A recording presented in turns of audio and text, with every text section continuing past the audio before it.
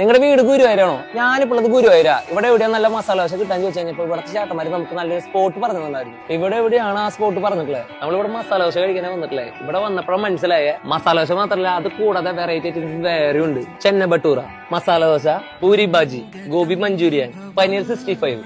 ഇതാണ് ഇവിടുത്തെ special lunch. കാസ്റ്റലോ താലി 11 കറികളും ഒരു ഗുലാബ് ജാമും ചപ്പാത്തിയും പപ്പടം ചേർന്നാണ് ഇവിടുത്തെ കാസ്റ്റലോ താലി എന്ന് പറഞ്ഞ സ്പെഷ്യൽ ഫുഡ്. സാമ്പാറും പയറും സാധനങ്ങളൊക്കെ കൂടിയിട്ട് ഒരു പിടി പിടിച്ചിട്ടുണ്ടെങ്കിൽ ഇതിത്തെ മസാലയും പിന്നെ ഈ ചമ്മന്തിയും പിന്നെ അതുപോലെ തന്നെ ഈ ഒരു ചട്നിയും കൂടെ ഒക്കെ കഴിക്കുമ്പോൾ കിട്ടുന്ന ഫീൽ ഉണ്ടല്ലോ വേറെ തന്നെയാണ്. ചപ്പാത്തി മഞ്ചൂരിയൻ ഉണ്ടല്ലോ വേറെ ലെവല് കോമ്പയാണ്, മസ്റ്റാണ്. ഈ ഷോപ്പിന്റെ കാര്യം പറയുകയാണെങ്കിൽ ഭയങ്കര നീറ്റും ക്ലീൻ ആയിട്ടാണ് ഇവര് മൊത്തത്തിലൊന്ന് അറേഞ്ച് ചെയ്തിട്ടുള്ളത്. ചേട്ടന്മാര് പറഞ്ഞൊരു ഒരു തർക്കമില്ല. അപ്പൊ നമ്മുടെ ഗുരുവായൂർ ടോപ്പ് നമ്പർ 1 റേറ്റിംഗിൽ വരുന്ന ഒരു ഹോം സ്റ്റേ ആണ് അവന്തി കാസ്റ്റലോ. ഇവിടുത്തെ ഫുഡ് ഗംഭീര, അവളെ ഗുട്ടൻസ് എന്തിട്ടാന്ന് നിങ്ങൾക്ക് അറിയൂ.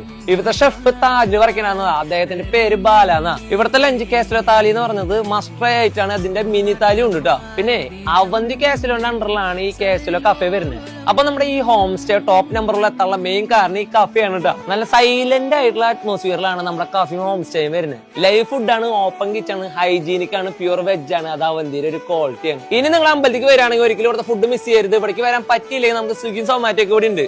എന്തായാലും ഇവിടെ കോൺടാക്ട് നമ്പറും ഡീറ്റെയിൽസ് ഒക്കെ ഞാൻ താഴെ കൊടുക്കുന്നുണ്ട്. എന്തെങ്കിലും ഉണ്ടെങ്കിൽ നമ്മൾ വിളിച്ചു നോക്കിട്ടാ.